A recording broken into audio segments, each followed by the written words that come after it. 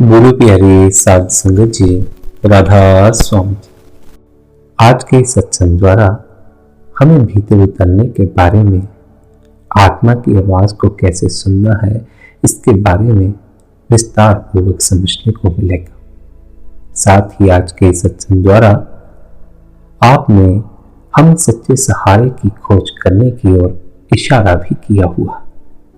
हम सभी ने इस दुनिया में अनेकों सहारे बनाए हुए हैं, लेकिन ये सभी सहारे होते हैं, यही छूट जाने हैं। इन्होंने हमारे साथ ज्यादा दूर तक नहीं चलना। हमने भी किसी के साथ ज्यादा लंबे समय तक नहीं रहना है। जितनी जितनी उस कुल मालिक ने जिसके साथ लिखी हुई है, उतना वक्त ही दूसरों के सहारे जी सकते। अगर हम दूसरों के सहारे पर निर्भर हैं तो एक न एक दिन ये सहारे छूट जाने। जब ये छूटेंगे तो हमें दुख होगा, हमारी हालत खराब हो जाएगी। आप फरमाते हैं, सुख में बहु संगी भये, दुख में संग न कोई। इसके दो अर्थ हैं, एक बाहरी और एक आंतरिक, दोनों ही बड़े काम के। एक तो अर्थ यह है जिससे हम सभी परिचित हैं कि यदि हमारे जीवन में सुख हो, अच्छा परिवार हो, धन हो, अच्छा मकान हो, तो सभी हमारे साथी बन जाते। सुख में अगर दोस्तों की जरूरत ना भी हो तब भी दोस्तों की भीड़ लगी रहती, लेकिन दुख में कोई साथ नहीं देता। दुख में दोस्त तो छोड़ो, परिवार वाले भी साथ नहीं देते, अपने बीवी बच्चे भी साथ नहीं निभाते, आदमी अकेला ही रह जाता। यह बात केवल दुनिया के बारे में ही नहीं, हमारे मन के बारे में भी है। हमारा मन भी बड़ा बेईमान है, हमारे साथ धोखा करता। मन भी सुख के दिनों में बड़ा साथ देता है, हंसता है, सपने दिखाता है, नई नई इच्छाएं जगाता। यह मन भी सुख में तुम्हारे साथ है, तुम्हारे बाहरी परिवार वाले रिश्तेदार भी सुख में तुम्हारे साथ।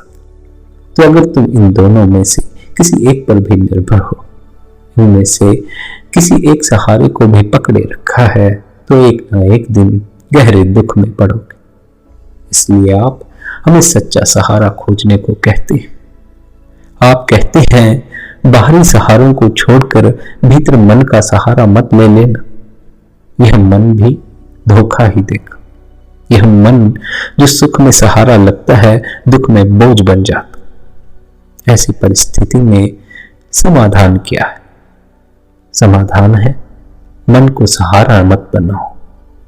असली सहारा भीतर है, भीतर उतरो, उस सहारे को खोजो, आत्मा को खोजो, आत्मा की आवाज को सुनो। हमने जीवन में बहुत लोगों की आवाज सुनी, समाज की आवाज सुनी, परिवार की आवाज सुनी, परंपराओं की आवाज सुनी, नियमों कायदों की आवाज सुनी, पर एक ऐसी आवाज है जो हमेशा हमारे साथ रहती है, लेकिन हम उसे सुनते ही नहीं। वह है अपनी आत्मा की आवाज।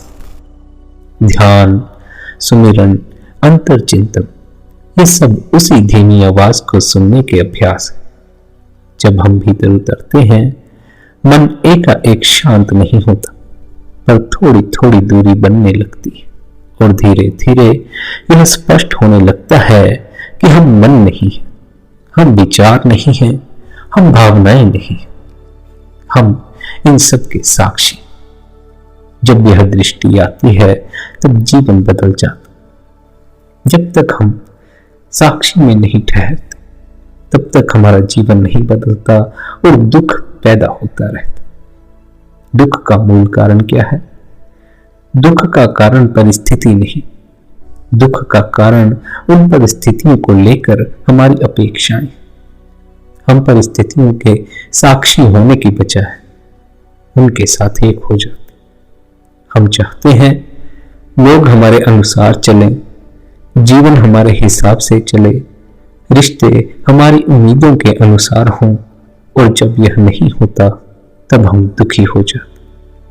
यहाँ संतों की दृष्टि गहरी है। वे हमें समझाते हुए कहते हैं, दुख इसलिए नहीं आता कि दुनिया गलत है, दुख इसलिए आता है क्योंकि हमारा मन दुनिया से बहुत चिपका हुआ है। इसने आशाएं ज्यादा लगाई हैं, लेकिन इसे नतीजे का कुछ भी पता नहीं। जैसे एक व्यक्ति को अगर किसी से प्रेम हो जाए तो वह आशाएं खूब लगा लेता है, उससे मिलने की, उसके साथ रहने की, जन्मों जन्मों के बंधन बांध लेने की। लेकिन उसे यह भी पता नहीं होता कि कभी मुलाकात होगी या नहीं होगी। तो हमारी अपेक्षाएं ज्यादा हैं, पर हमारे जीवन में हमें क्या उपलब्ध होगा इसका हमें कुछ पता नहीं। जो बाहर टिका है वह भीतर कभी स्थिर नहीं हो सकता। अगर हम भीतर स्थिर नहीं होंगे तो हर परिस्थिति हमें दुख देगी, हमारा मन भी हमें दुख देगा। इसलिए आप समझाते हैं स्वयं को देखना शुरू करो। ध्यान का पहला कदम कोई जटिल प्रक्रिया नहीं है, बस स्वयं को देखना शुरू करो। जब कोई विचार उठे बस देखने वाले बन जाओ। जब क्रोध उठे बस उसे आते और जाते हुए देखो। जब खुशी आए उसे भी देखने वाले बन जाओ। भाव जीवन में जो कुछ भी हो, कैसी भी परिस्थिति हो, कैसी भी भावना भीतर उठे, कैसा भी विचार भीतर उठे, अगर शून्य में पहुंचना चाहते हो, कुल मालिक से मिलाप करना चाहते हो, तो उनकी दृष्टा हो जाओ, साक्षी हो जाओ। अगर परमात्मा की प्यास नहीं जगी है, अभी दुनिया के ही बंदे बने रहना है, तो मन के साथ एक हो सकते हो, परिस्थितियों के साथ एक हो सकते हो, पर ऐसा करने पर स्वयं को ही दुख में डालोगे। कौन दुखी होना चाहता है? कोई दुखी नहीं होना चाहता। हम सत्संग सुनने जाते हैं, सदगुरु की शरण में जाते हैं, किसी मंदिर में जाते हैं, कहीं और जाते हैं, इस आस में कि हम परमात्मा के करीब जाएंगे तो हमारी जिंदगी से दुख कम होगा, हमें सुख का अनुभव होगा। लेकिन यह सुख तब तक प्राप्त नहीं होता जब तक हमारे अंतस में शांति नहीं है। अंतस में शांति आए, इसीलिए संत हमें ध्यान में बैठने को कहते हैं। और ध्यान कुछ करना नहीं बल्कि देखना मात्र है। जो हो रहा है उसे देखते रहना।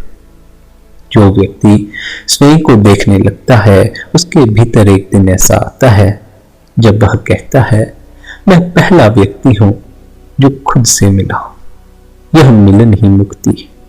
जो खुद से मिल गया वह खुदा से मिल गया। जो असल मैं की पहचान नहीं कर पाया, अपनी आत्मा की पहचान नहीं कर पाया, वह परमात्मा के अनुभव से भी वंचित रह जाता। पहले अपने को जानो, फिर उस कुल मालिक में अपने को समा दो। तुम उसी का रूप हो, उसी का अंश हो, इस देह के भीतर एक ज्योत के रूप में विराजमान। अगर तुम इस ज्योत की पहचान कर लो तो तुम उस अनंत प्रकाश की भी पहचान कर लोगे जो तुम्हारे ही भीतर छिपा बैठा है, जो हर जगह मौजूद है, बाहर भी है, भीतर भी। वह परमात्मा यूं तो हर तरफ मौजूद है, बाहर भी है, मंदिरों में भी है, घरों में भी है, सत्संग घरों में भी है, हर तरफ मौजूद।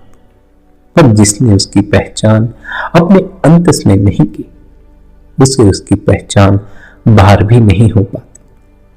इसलिए संत महात्मा हमें मालिक को अंतस में खोजने का उपदेश देते। वे हमें बाहर भटकने की बजाय, जगह जगह गुरुओं के पीछे भागने की बजाय चुपचाप शांत होकर अपने भीतर देखने का उपदेश देते। इतनी सरल विधि है, इतना सरल मार्ग है, लेकिन हमें बड़ा कठिन मालूम पड़ता। बस इतना सा काम कि बैठकर अपने आप को भीतर देखना है, यह हमसे नहीं होता। पर अगर हमें कोई कहे कि ये लो 5 नाम जप लो, तो हम उसे जपना शुरू कर दें।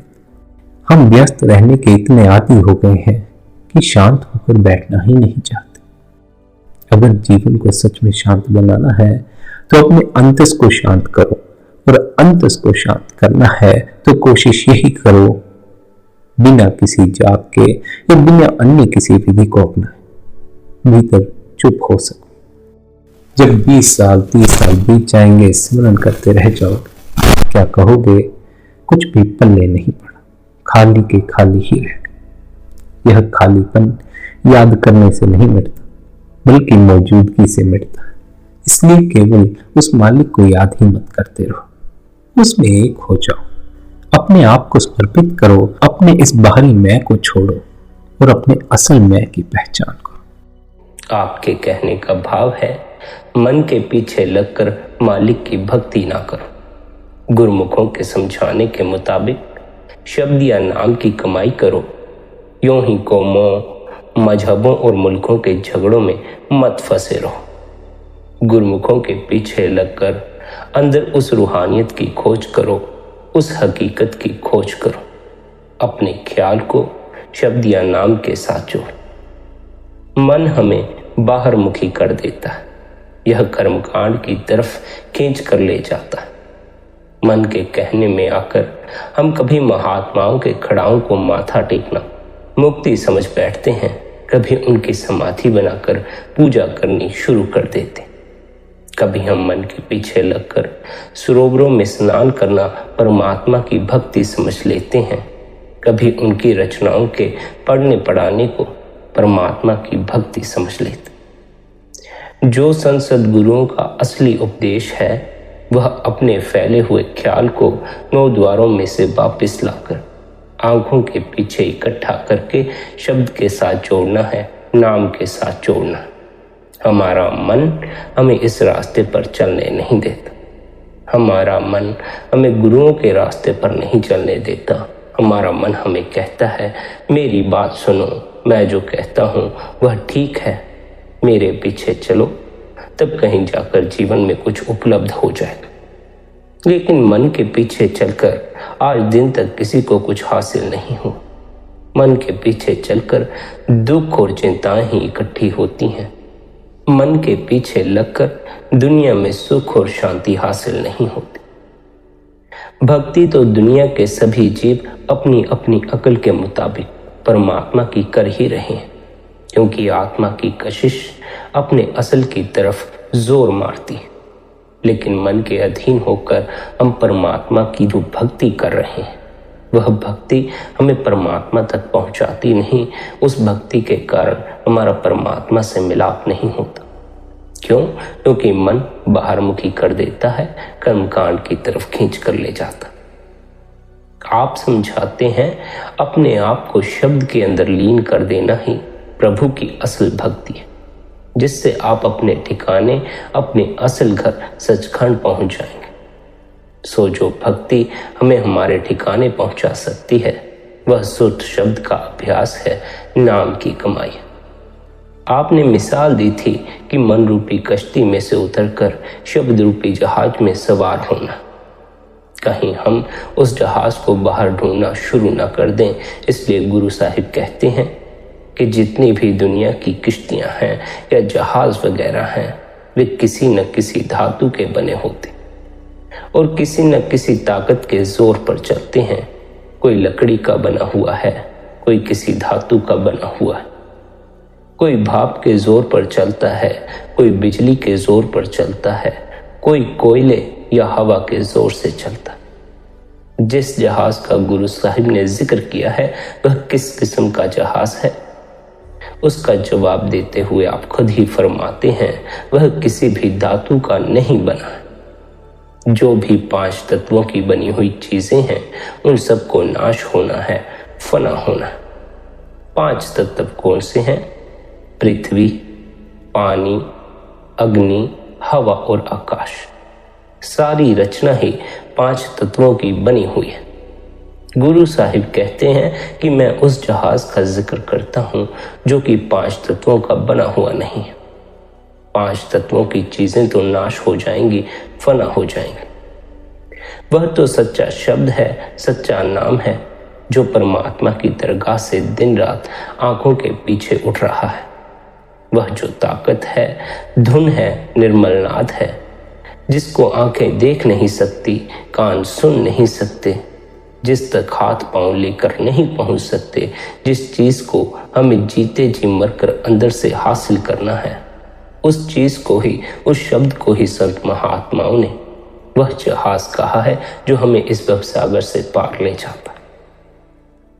आप समझाते हैं तुम उस हुक्म, शब्द या नाम को पकड़कर अपने खस्म या पति से मिल सकोगे, जिसको तुम्हारी आंखें देख नहीं सकती, कान सुन नहीं सकते, जुबान बयान नहीं कर सकती।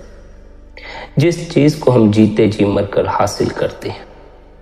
जीते जी मरने का मतलब है कि जिस चीज को द्वारों में से ख्याल को समेटकर आंखों के पीछे लाकर हासिल करना। मुसलमान फकीरों ने कहा है, अगर तू हमेशा जीवित रहना चाहता है तो सबसे पहले जीते जी मरना सीख।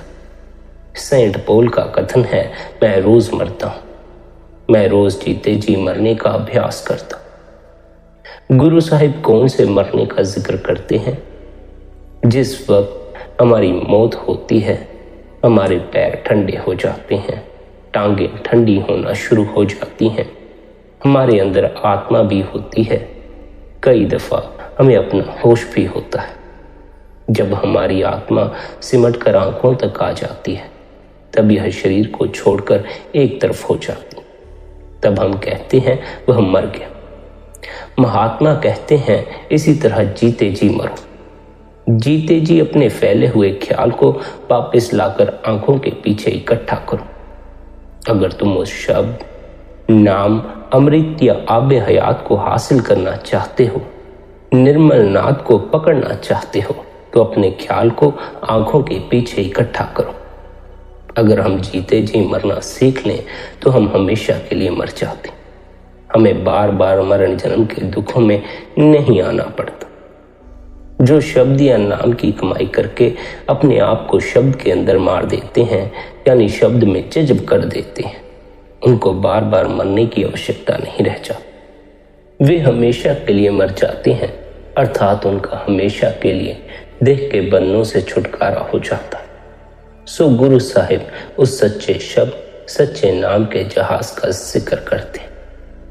अब मन में यह ख्याल आता है कि क्या कभी आज तक कोई इस भवसागर से पार हो भी सका है या नहीं, जिसका जवाब देते हुए आप फरमाते हैं, जो लोग सारी दुनिया में से मोह और प्यार निकालकर उठते बैठते चलते फिरते अपने अंदर उस शब्द या नाम के साथ ख्याल जोड़ लेते हैं, वे गुरमुख बन जाते, वे हमेशा के लिए इस भवसागर से पार हो जाते। आप देखो, छुरी पर कितना भी जंग क्यों ना लगा हो, उसको धीरे धीरे सान पर रगड़ना शुरू कर दो, सब जंग उतर जाता है, छुरी साफ सुथरी हो जाती है। हम साकत पुरुषों के कितने ही पाप और खोटे कर्म क्यों ना हो, वह शब्द या नाम की कमाई हमारे सारे कर्मों का सिलसिला खत्म कर देती। आप फरमाते हैं, गुरुमुख बनकर शब्द या नाम की कमाई करने का क्या फायदा होगा? हमारा जन्म मरण के दुखों से छुटकारा हो जाएगा, हमारी 84 के जेल खाने से रिहाई हो जाएगी। अभी हमारी क्या हालत है? हर मौत के वक्त धर्मराज के यमदूत आ जाते हैं और कान से पकड़ कर ले जाते हैं। हमारी ख्वाहिशों, तृष्णाओं और कर्मों के अनुसार जहां भी वह मुनासिब समझता है, वहां हमें जन्म लेना पड़ता है। एक देह के बंधनों से बड़ी मुश्किल से रोते पीटते छुटकारा पाते हैं, दूसरा शरीर पहले ही तैयार खड़ा किया होता, उसमें बाद में आते हैं। मौत आंखों के आगे आ जाती है और 10 नंबरियों की तरह हथकड़ी लगी रहती है। इसलिए गुरु साहिब कहते हैं, अगर हम शब्द या नाम की कमाई करते हैं तो कर्मों का सारा सिलसिला ही खत्म हो जाता। आप फरमाते हैं, यह जो अवस्था अब प्राप्त हुई है, यह कोई हमारी मेहनत, अक्लमंदी या चतुराई नहीं है, यह हमारे सदगुरु की दया मेहर है, सदगुरु की बख्शिश है, जिन्होंने हमारे ख्याल को वहमों, भ्रमों और संकल्पों में से निकालकर, कौमों, मजहबों, मुल्कों के झगड़ों से निकालकर अंदर उस रूहानियत को हासिल करने का शौक और प्यार पैदा किया, जिसका परिणाम यह हुआ, हम सच्चे शब्द में जाकर समा गए, कतरा समुद्र में जाकर समुद्र का ही रूप बन गया। आप समझाते हैं, मन को काबू करने के लिए हम हठ कर्मों का सहारा लेते हैं, ग्रंथ पोथियों, वेद शास्त्रों को पढ़ना शुरू कर देते हैं और बेटे बेटियों से तंग आकर जंगलों पहाड़ों में जाकर छिप कर बैठ जाते। हम हठ कर्मों के जरिए जबरदस्ती मन को दुनिया से अलग करना चाहते। यह आगे जाकर कहीं जुड़ता नहीं, फिर दुनिया में वापस भटकना शुरू कर देता। गुरु नानक साहिब बड़ी सुंदर मिसाल देते हैं कि जबरदस्ती या हठ कर्मों के जरिए मन को दुनिया से निकालना इसी तरह है जिस तरह आप एक सांप को घेरकर एक पिटारी में बंद कर लेते। जब तक वह पिटारी में बंद है, आप उसके डंक और जहर से जरूर बचे हुए हो, लेकिन जब भी वह टोकरी में से निकलेगा, आपको डंक जरूर मारेगा। कभी अपनी आदत से वह बाज नहीं आ सकता। एक सांप को पिटारी में बंद करने से हम बेखौफ नहीं हो सकते, हमें जान का खतरा फिर भी बना रहता। अगर हम उसी सांप की जहर की थैली निकाल दें तो उस सांप से कोई खतरा नहीं रहता, फिर चाहे हम उसे गले में डालकर फिरते रहें। इस उदाहरण के जरिए आप हमें यह समझाना चाहते हैं कि जंगलों पहाड़ों में छिपकर, मंदिरों मस्जिदों गुरुद्वारों में बैठकर, ग्रंथों पोथियों वेद शास्त्रों को पढ़कर और सत्संग सुनकर हम यह समझ लेते हैं कि हमारा मन बड़ा निर्मल हो गया है, पवित्र हो गया। लेकिन वे ही ख्वाहिशें, वे ही तृष्णाएं हर एक के अंदर दबी रहती हैं। जब मन का जोर पड़ता है, वह फिर उंगलियों पर नचाना शुरू कर देता है, बल्कि हमारी हालत और भी बदतर और बुरी होनी शुरू हो जाती। जितना किसी चीज को दबाते हैं, उतनी ही वह और ज्यादा जोर मारती है। इसलिए आप फरमाते हैं, अगर हठ कर्मों के जरिए मन को काबू करते हो, यह तो तुम अपने से मन से अस्थायी आराम हासिल करते हो। अगर मन को हमेशा के लिए निर्मल या पवित्र करना चाहते हो, तो गुरुमुखों की शरण में जाकर शब्द की कमाई करो, नाम की कमाई करो। शायद हमारे मन में यह ख्याल आए कि अपने अंदर से मन रूपी सांप के डंक या जहर को निकालने की हमें क्या जरूरत है। इसका जवाब देते हुए आप कहते हैं, देखो मगरमच्छ कितनी ताकत वाला जानवर होता है, वह आसानी से किसी के काबू नहीं आता। छोटी बड़ी कश्तियों को वैसे ही समुद्र में उल्टाता चला जाता। लेकिन शिकारी लोग बड़ी अक्लमंदी के साथ ऐसे ताकतवर जानवर को पकड़ते हैं। उनको मगरमच्छ की कमजोरियों का पता है कि वह गोश्त खाने का शौकीन है। वे लोहे की कुंडी के साथ गोश्त का टुकड़ा लगाकर समुद्र में फेंक देते हैं। वह गोश्त खाने के शौक का बंधा हुआ लोहे की कुंडी को ही गले में फंसा लेता। इसका क्या नतीजा होता है? इसका नतीजा यह निकलता है कि मगरमच्छ पकड़ा जाता है। शिकारी उसका छोटा छोटा कीमा करके हड्डियों में उबालकर उसे खाते हैं। गुरु साहिब कहते हैं, देखो मगरमच्छ कितनी ताकत वाला जानवर था। एक कमजोरी के कारण उसकी क्या दुर्दशा हो गई। लेकिन सोच कर देखो, उसके अंदर एक कमजोरी थी, हमारे अंदर तो 5 कमजोरियां हैं। काम है, क्रोध है, लोभ है, मोह और अहंकार।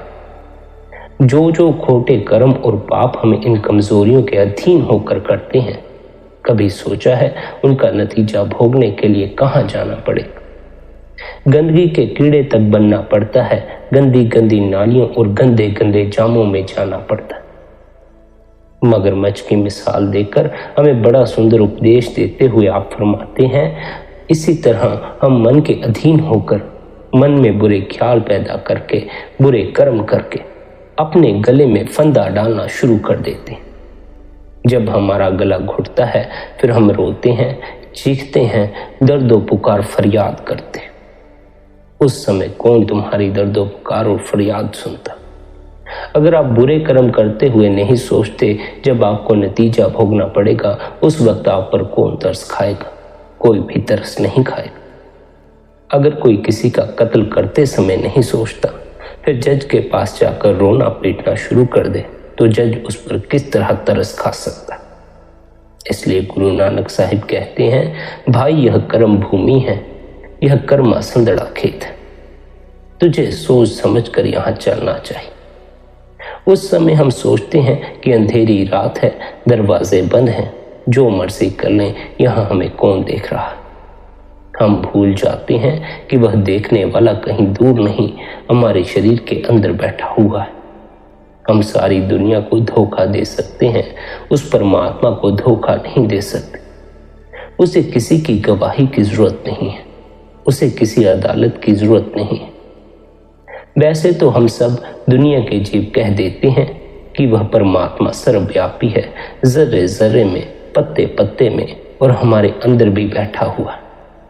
लेकिन हम सोचते नहीं कि हम क्या कहते हैं। हमारे पास 5 साल का बच्चा खड़ा कर दो, हम 2 पैसे की पेंसिल चोरी करने की हिम्मत नहीं करते। हमारे हाथ थर थर कांपना शुरू कर देते। लेकिन यह कहते हुए कि मालिक हमारे अंदर बैठा हुआ है और मालिक जर्रे जर्रे, पत्ते पत्ते में समाया हुआ है, हम दुनिया में कौन कौन से खोटे कर्म और पाप नहीं करते, किस तरह एक दूसरे के गले काटने में लगे हुए। कहने को कह देते हैं परमात्मा सब जगह मौजूद है, लेकिन सोचते नहीं कि हम कह क्या रहे हैं और कर क्या रहे हैं। इसलिए गुरु साहिब कहते हैं कि सोच समझ कर दुनिया में चलो, सोच समझ कर कर्म करो, क्योंकि जो कुछ तुम करते हो परमात्मा सब कुछ देख रहा है और तुमको अपने हर कर्म का फल खुद ही भोगना पड़ेगा। कर्म सिद्धांत की सर्वव्यापकता ने समस्त जीवन को एक साथ बांध कर रखा है। इसमें न केवल मनुष्य बल्कि पशु भी सम्मिलित है। पशु और मनुष्य मिलकर एक विशाल परिवार बनता है। इस परिवार का एक जटिल परंतु अखंड इतिहास है, जहां इनके कर्म साझे। इस नियम के तहत पशुओं को मारने और खाने की मनाही है और साथ ही पशुओं के साथ दुर्व्यवहार की भी मनाही है। हम सब कर्म सिद्धांत के अधीन जी रहे हैं, इसलिए हमें अपने कर्मों को ध्यानपूर्वक करना चाहिए। अगर हम गलत कर्म कर रहे हैं तो उसका बोझा भी हमें ही उठाना होगा। यह सत्य है कि हम लगातार कर्म कर रहे हैं और कर्ज का बोझ अपने ऊपर लेते जा रहे हैं। हमें इसका ऋण चुकाना पड़ेगा। यह बहुत दयनीय स्थिति है कि मनुष्य इस नियम के महत्व को समझने की कोशिश नहीं करता। अगर वह इसे समझ पाए तो पूरा सामाजिक ढांचा ही बदल जाएगा। हर ऋण चुकाना होगा। दूसरे शब्दों में, कोई भी जीव कुछ दिए बिना कुछ प्राप्त नहीं कर सकता। वह कर्जदार हो सकता है, लेकिन अगर वह कर्जदार होता है तो देर सवेर उसे उसका भुगतान भी करना पड़ेगा। हम आमतौर पर कर्ज चुकता करने के सही दिन और समय पर ज्यादा ध्यान नहीं देते। यह भी हो सकता है कि हम जान ही ना पाए हमें कर्ज कब चुकाना, परंतु यह एक महत्वपूर्ण तथ्य है जो कभी नहीं बदल सकता। हर एक को ऋण चुकाना ही है, यही कर्म सिद्धांत का सार है। भुगतान करने के लिए प्रकृति न केवल समय देती है, बल्कि कई बार भुगतान की अवधि किश्तों के रूप में लंबे समय तक बढ़ा देती है। जो भी हो, प्रकृति दयालु है। वह दया करके पाप करने वाले को पश्चाताप करने और हर्जाना भरने का काफी समय देती है। अगर मनुष्य समझदार होता तो कभी इसका कर्जदार ना बनता। अगर वह इसका कर्जदार बन ही जाता तो भी उसका भुगतान तुरंत कर देता। याद रहे कि हम इस भुगतान से बच नहीं सकते, ऐसा कभी नहीं हो सकता। देर सवेर हमें अपने किए हुए कर्मों का ऋण चुकाना पड़ेगा। देर सवेर हमें अपने किए हुए कर्मों का भुगतान करना पड़ेगा। यह भुगतान भारी सूद में चुकाना पड़ता है। प्रकृति दया करके मनुष्य को भुगतान करने के लिए समय देती है, परंतु यह बात कई बार भयंकर गलतफहमियां पैदा करती है। गलती करने वाला अक्सर विश्वास करने लगता है कि उसने वास्तव में बाजी मार ली है, वह भुगतान से बच गया। वह सोचने लगता है वह कर्म और फल के नियम से बच गया, लेकिन ऐसा सोचकर वह केवल अपने आप को धोखा दे रहा। हमें आमतौर पर यह शिकायत होती है कि इस संसार में कोई न्याय नहीं। हम देखते हैं कि पाप करने वालों को सजा नहीं मिल रही और ना ही नेक व्यक्ति को कोई पुरस्कार मिल रहा है। हमें अपनी आंखों के सामने इंसाफ होता दिखाई नहीं देता और ना ही भूल सुधारने के लिए कोई प्रेरणा मिलती दिखाई देती है। लेकिन कर्म तथा पुनर्जन्म की व्यवस्था का सिद्धांत हमें इस दुविधा से निकाल लेता है और इन सब की सही व्याख्या करता है। ऐसा हो सकता है और बार बार होता भी है कि इंसान के जीवन के हिसाब किताब का भुगतान उसके मृत्यु के समय तक पूरा ना हो, तो क्या फिर उसके जीवन में इस नियम का कोई मतलब नहीं है? क्या उसने वास्तव में इस नियम को झूठा साबित कर दिया है और वह इसे लागू करने वाले प्रशासक की हंसी उड़ा रहा है? किसी सूरत में भी ऐसा नहीं है, किसी हाल में भी ऐसा नहीं है। इस नियम का उल्लंघन कभी नहीं हो सकता, ना ही इसे अनदेखा किया जा सकता। कोई इसे झूठा भी साबित नहीं कर सकता। लेकिन जैसा कि आपने पहले फरमाया, प्रकृति दयालु है और हमें भुगतने के लिए काफी समय देती है। मृत्यु इंसान की जीवन यात्रा का अंत नहीं है, यह उसके जीवन के लंबे इतिहास में केवल एक अध्याय की समाप्ति है। अगर उसके भुगतान की एक पाई भी बाकी है तो उसे चुकाने के लिए वापस इस संसार में लौट कर आना होगा।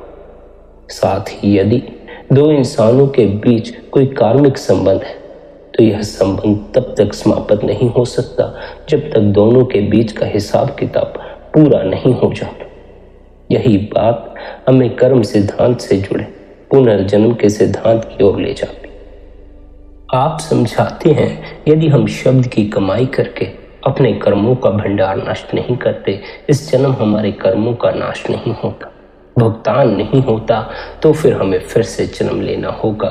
फिर से हमें इस संसार में आकर दुखों और मुसीबतों का सामना करना होगा। कर्मों के कारण ही हम इस संसार में फंसे हुए हैं। हम कर्म करते चले जाते हैं, उनका फिर फल भोगने के लिए हमें बार बार लौट कर आना पड़ता। कर्म 3 प्रकार के होते हैं। पहले प्रकार के कर्म प्रारब्ध कर्म हैं, जिनका अर्थ है भाग्य कर्म। ये वे कर्म हैं जो जीव ने पिछले एक या एक से अधिक जन्मों में अर्जित किए हैं और उसके वर्तमान जीवन का आधार है। मनुष्य को इस जीवन में इन कर्मों का भुगतान करना पड़ता है, उसे इन्हें झेलना ही पड़ता, इनसे कोई बचाव नहीं। सद्गुरु की शरण में आ जाने के बावजूद भी इन कर्मों के भुगतान से बचा नहीं जा सकता। हालांकि सद्गुरु इनका नाश कर सकते हैं, परंतु आमतौर पर वे ऐसा करते नहीं, क्योंकि ये कर्म मनुष्य को अपने आप झेलने और भुगतने पड़ते। इन कर्मों की तुलना कमान से निकले हुए तीर से की जा सकती।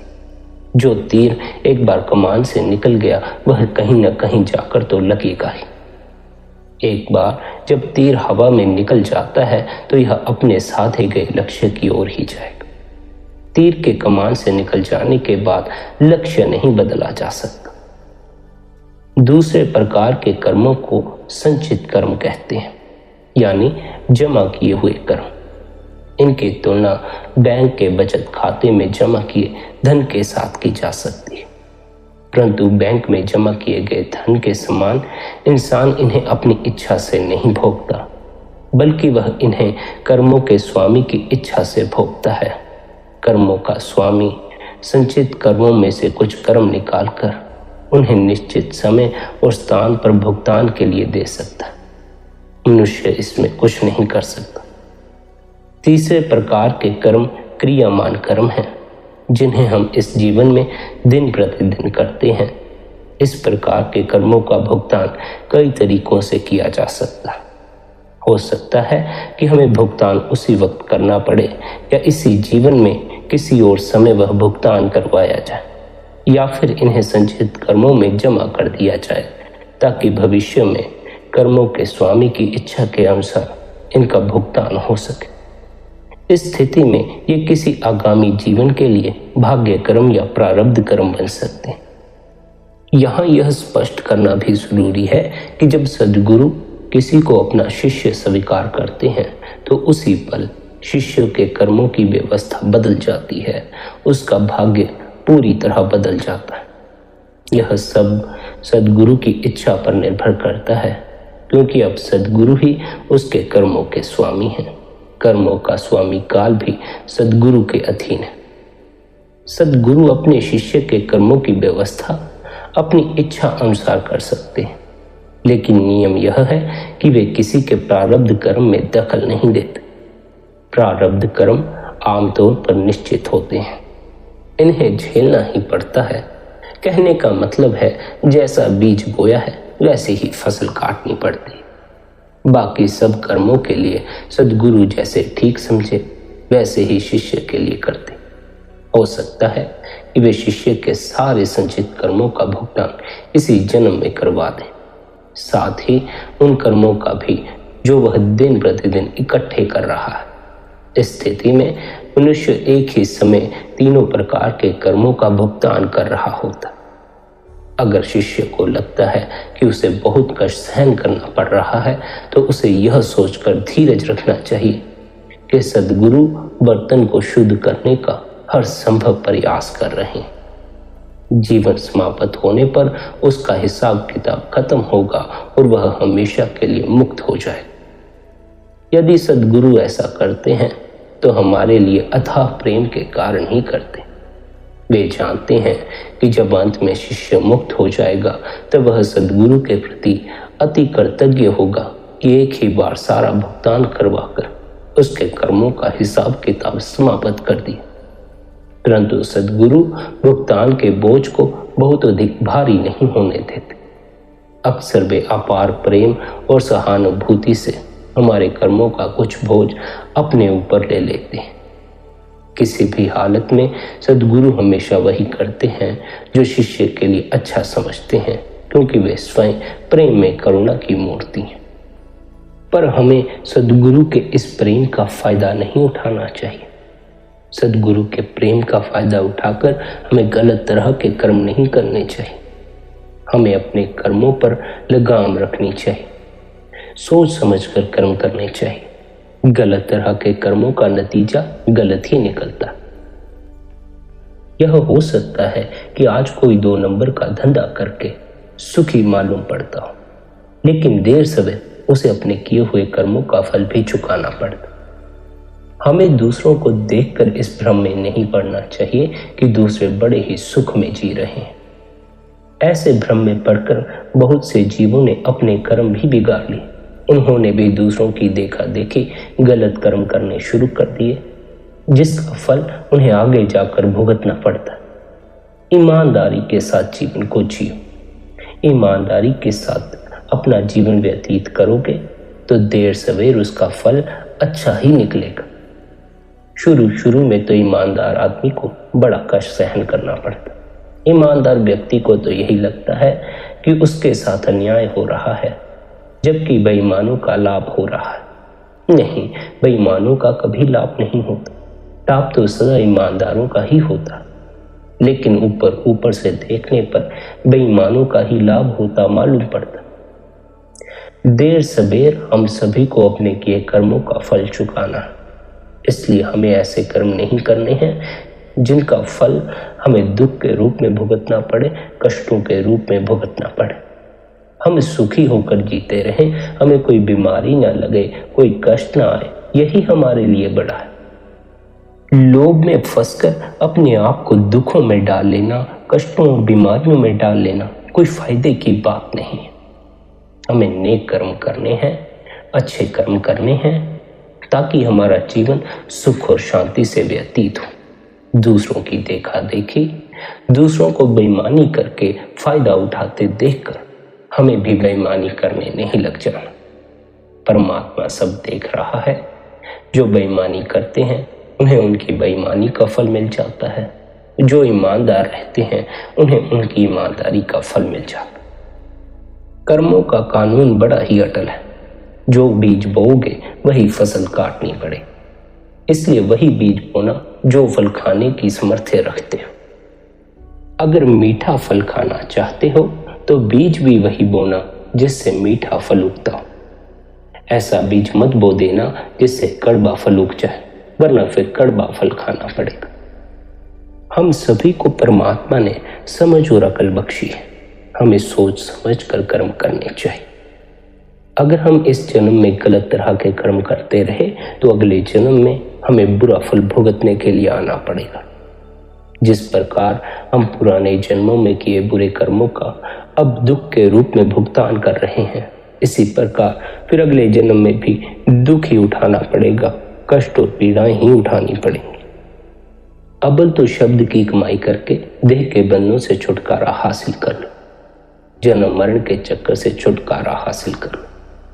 पर अगर छुटकारा हासिल नहीं करना चाहते, शब्द की कमाई नहीं करना चाहते, तो नेक कर्म करो। संसार में सुखी जीना चाहते हो, सुखी बसना चाहते हो, तो अच्छे कर्म करो, ईमानदारी से कर्म करो। अच्छे कर्मों का ही अच्छा फल मिलता। ख्याल रखना, अपने जीवन में अगर कोई दुख हो तो उसके लिए कोई दूसरा जिम्मेवार नहीं होता। हमारे जीवन में जो कष्ट हैं, जो दुख हैं, जो पीड़ाएं हैं, उसके लिए हम स्वयं जिम्मेवार हैं। हमें यह खबर नहीं हमने कौन कौन से कर्म किए हैं, पिछले जन्मों में कैसे कैसे कर्म किए हैं। इसलिए हम सोच लेते हैं कि हम तो इतने नेक हैं और हमें परमात्मा दुख दे रहा। नहीं, परमात्मा बेवजह दुख नहीं देता। हमने कुछ किया होगा, हमने कोई शरारत की होगी, उसी का नतीजा हम भुगत रहे। अब सही कर्म करो, अब होश है, पिछले जन्मों की बात छोड़ो, अब के जन्म को संभालो। अब का जन्म संभाल लोगे, इस जन्म को संभाल लोगे तो सब संभल सकता। लेकिन अगर इस जन्म को भी ना संभाला, पिछले जन्मों की तरह इसे भी यूं ही बर्बाद करते रहे, फिर कुछ संभलने को नहीं। फिर बस यहीं धक्के खाते रहना पड़ेगा, जन्म मरण के चक्रों में भटकते रहना पड़ेगा, दुख उठाते रहने पड़ेंगे। जीवन को सुख और शांति से व्यतीत करना चाहते हो तो नेक कर्म करो, अच्छे कर्म करो, बुरे कर्म मत करो। पर यह भी ख्याल रखो कि कर्म हमें इस संसार से बांधे रखते हैं, जन्म मरण से बांधे रखते, चाहे अच्छे कर्म हो चाहे बुरे कर्म। अच्छे कर्मों द्वारा हमें अपने जीवन को सुखी और शांत बनाना है, ताकि सुख और शांति में हम भजन बंदगी कर सकें, ध्यान कर सकें। दुखी व्यक्ति भला ध्यान कैसे कर पाएगा, भजन बंदगी में कैसे बैठ पाएगा। चिंतित आदमी तो अपनी चिंताओं से ही इतना दबा हुआ होगा कि उसका ख्याल कभी भजन बंदगी की तरफ जाएगा ही नहीं। दुख और चिंताएं हमारे गलत कर्मों का नतीजा।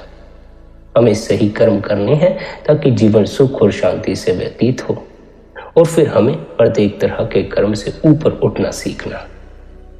जीवन जैसे ही सुखी और शांत होगा, हमारा ख्याल भजन बंदगी की तरफ ही लगना शुरू हो जाएगा, ध्यान में लगना शुरू हो जाएगा। दुखी व्यक्ति भजन बंदगी में बैठ नहीं पाता, सुखी व्यक्ति बैठ सकता। जिसका चित्त शांत है वही ध्यान में बैठ सकता। जो पहले ही अशांत है वह ध्यान में बैठेगा कैसे? जिस पर दुखों का भार फूट पड़ा है वह भजन बंदगी करेगा कैसे? इसलिए हमें भजन बंदगी और ध्यान का वातावरण बनाने के लिए जीवन में नेक कर्म करने हैं, ताकि उनके अनुकूल फिर हमारा जीवन रूपांतरित हो। जब हमारे जीवन में सुख और शांति का आगमन होगा, फिर हम भजन बंदगी में, ध्यान में शांत होकर बैठ पाएंगे और हमारा ख्याल भी अंदर मोड़ना शुरू हो जाएगा। हमें अपने ख्याल को अंदर क्यों मोड़ना है? क्योंकि हम अपने ख्याल को भीतर मोड़कर भीतर जो शब्द की मीठी धुनकार है उसके साथ जोड़ सकते।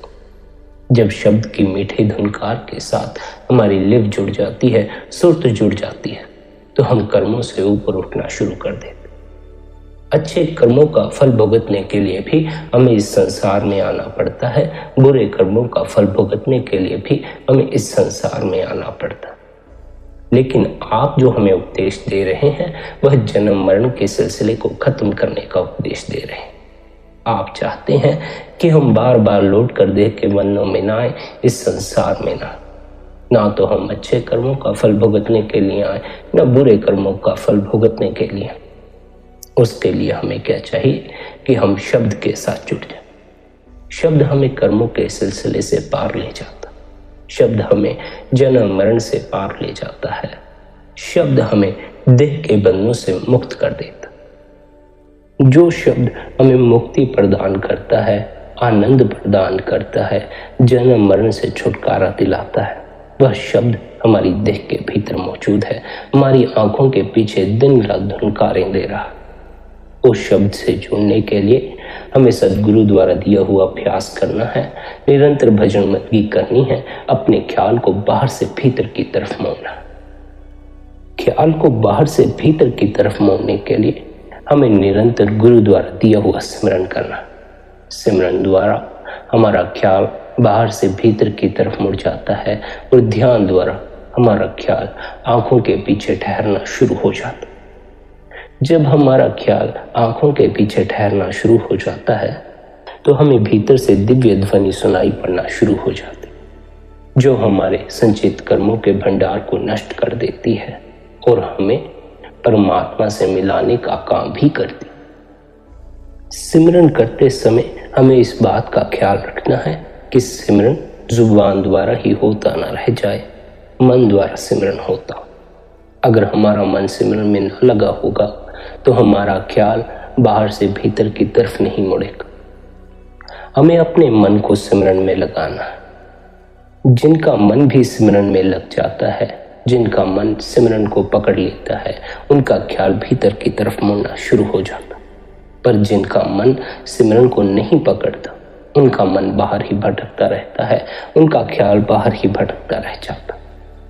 बाहर से शब्द की ध्वनि सुनाई ना पड़ेगी। ख्याल अगर बाहर ही भटकता रहा तो शब्द से मिलाप ना हो सकेगा। ख्याल को भीतर की तरफ मोड़ोगे तो शब्द की धुनकार सुनाई पड़ेगी, तब शब्द के साथ लिप जुड़ सकेगी। इसलिए हमें क्या चाहिए, हम अपने मन को सिमरन में लगाएं। इस बात का ख्याल रखें कि मन अपनी तरफ से पूरी कोशिश करेगा कि सिमरन में ना लगे। मन बार बार बाहर की तरफ दौड़ेगा, बार बार ये हमें सिमरन को भुलाकर संसारिक चीजों की याद दिलाएगा, संसारिक लोगों की याद दिलाएगा। हमें अपने गुरु का ध्यान करके अपने मन को बार बार सिमरन में लगा लेना है। बार बार यह संसार के ख्याल करेगा, हमें बार बार इसे सिमरन में लगा लेना। मन को वश में करना कोई आसान काम नहीं है।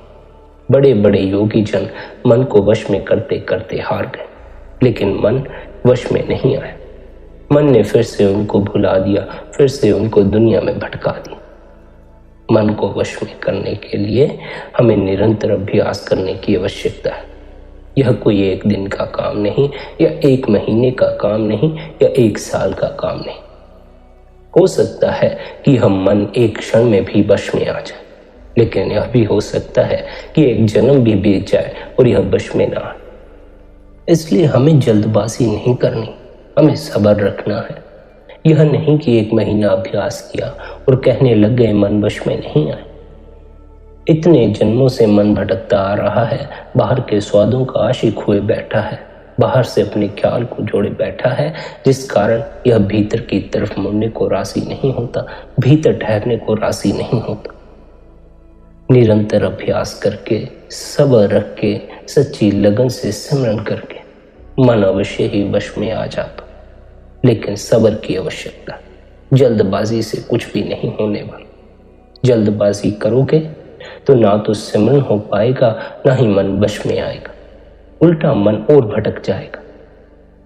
जल्दबाजी चाहे परमात्मा से मिलाप की हो, वह भी मन के लिए एक भटकन ही है, क्योंकि हमें सब्र करके ही यह खबर लगती है परमात्मा के साथ हमारा मिलन पहले से ही हुआ पड़ा है।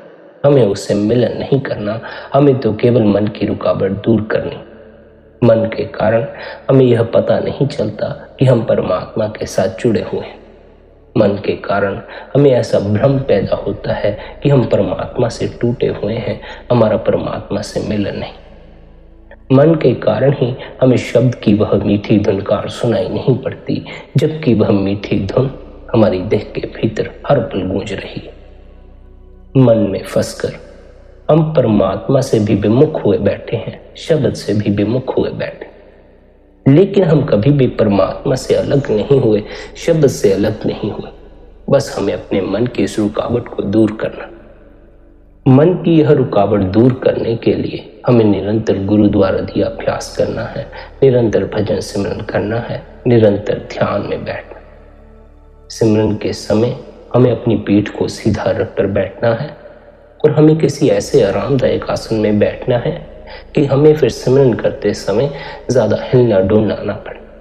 अगर हम सिमरन करते समय शरीर को हिलाएंगे तो हमारा सिमरन भी बिगड़ेगा, क्योंकि उससे फिर भीतर मन भी हिलेगा। मन अगर हिलना शुरू हो गया तो सिमरन में बाधा डाल देगा। यही शरीर को स्थिर रखने का महत्व है। जब हमारा शरीर स्थिर हो जाता है तो भीतर हमारा मन भी स्थिर हो जाता है। मन जब स्थिर होता है तो मन सिमरन को पकड़ लेता, पर हम शरीर को स्थिर रखकर बैठ ही नहीं पाते। 5 मिनट होते नहीं हम शरीर को हिलाना शुरू कर देते। कभी कभी तो 5 मिनट के बाद हम लेट ही जाते। अगर लेट जाओगे तो नींद आ जाएगी, सिमरन की खबर ना रहेगी। कोशिश यह रखो कि शरीर ज्यादा समय तक स्थिर होकर रहे, जिससे कि भीतर मन भी स्थिर हो जाए और मन आसानी से सिमरन में लग जाए। बाकी सिमरन अपना काम खुद ही कर देगा। आप अपनी तरफ से सच्ची लगन, सच्ची श्रद्धा के साथ भजन बंदगी करो। बाकी गुरु पर छोड़ दो, परमात्मा पर छोड़ दो, वह अपने आप ही आपकी संभाल कर लेगा। बस जल्दबाजी मत करना, धैर्य रखना, सब्र रखना। रूहानियत के मार्ग पर सब्र सबसे जरूरी है। जो जल्दबाजी करते हैं वे अपना संसारी जीवन तो बिगाड़ कर बैठ ही जाते हैं, अपनी रूहानियत भी बिगाड़ कर बैठ जाते हैं। सांसारिक जीवन में भी हमें सब्र की बड़ी आवश्यकता है, रूहानियत में भी हमें सब्र की बड़ी आवश्यकता है। हमें सब्र रखकर जीना चाहिए।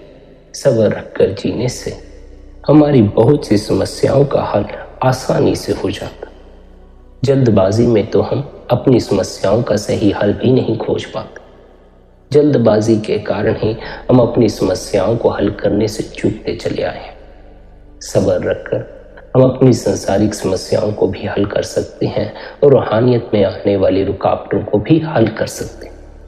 इसलिए हमें सब्र रखकर सच्ची लगन और श्रद्धा के साथ निरंतर गुरु द्वारा दिया हुआ अभ्यास करना है, निरंतर भजन बंदगी करनी है, निरंतर ध्यान में बैठना।